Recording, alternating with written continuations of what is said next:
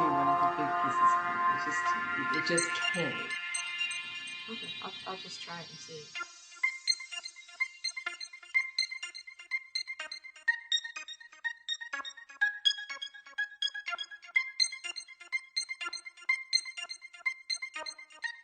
The fact being, this was a microgravity mission, and the whole mission of STS-107 was to go up and to do experiments, about 80 plus experiments that could not be done on this planet, that really had to be done in a microgravity situation.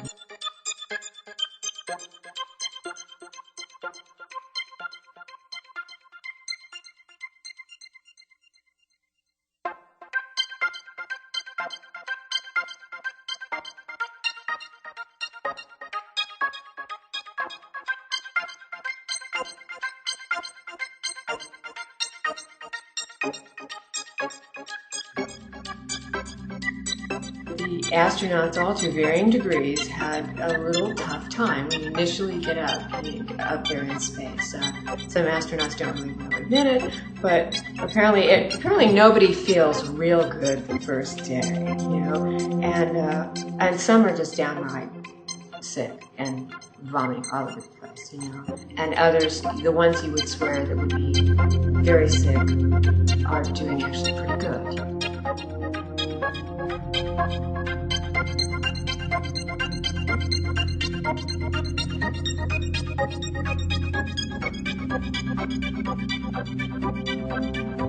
Things aren't operating exactly as you would expect,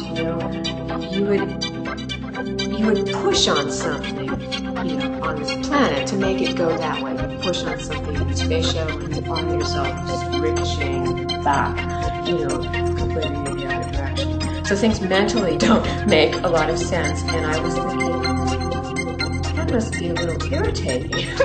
Not only are you feeling a little squeamish, but things are a little irritating because you're losing things, and things are spinning where you wouldn't imagine, and you're moving when you didn't plan on it.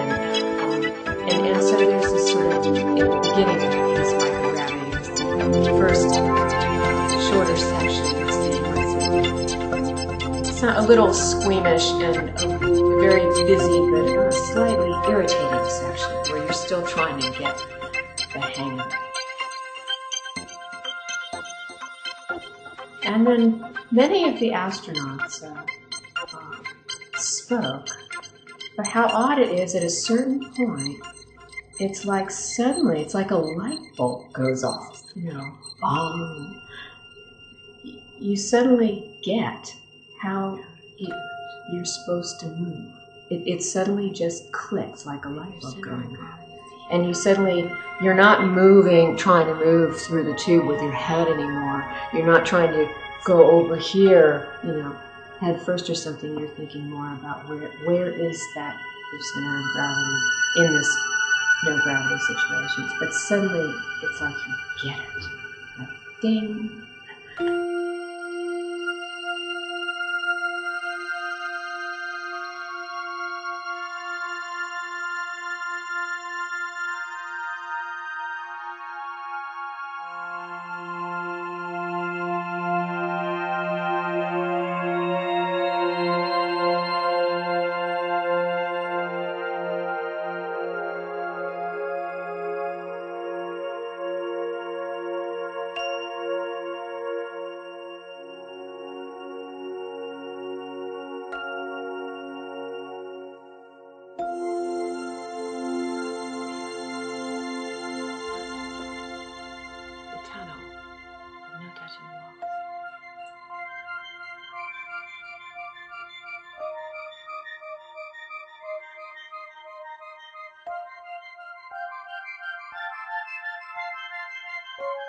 Every astronaut said sort of when they get it, that there's absolutely nothing like it.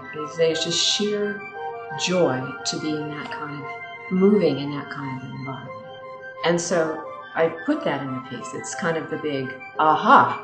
And from that point on, and the astronauts even speak of it, some have used the term ballet or a dance. For me, it became a waltz. Just this spinning, wonderful, beautiful waltz from then on. It's like you know how to do it, and then it's just kind of pure ecstasy.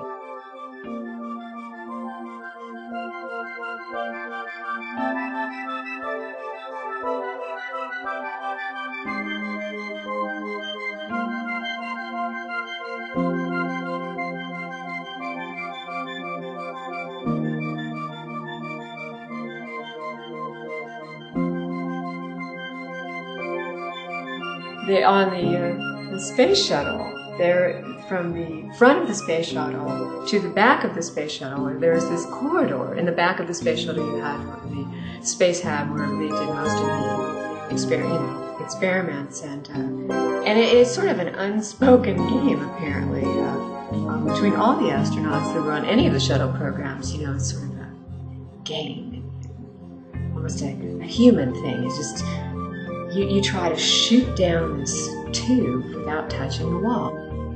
Nobody ever really states, oh, let's see if we can do this. It's just every astronaut tries to do that, you know. A couple of the videos of the astronauts of the STS-107 mission, you know, shooting out of the tube, and, you know, one of Ilan Ramon, the Israeli astronaut, who's pirouetting and spinning and just looks in total ecstasy to be able to do that.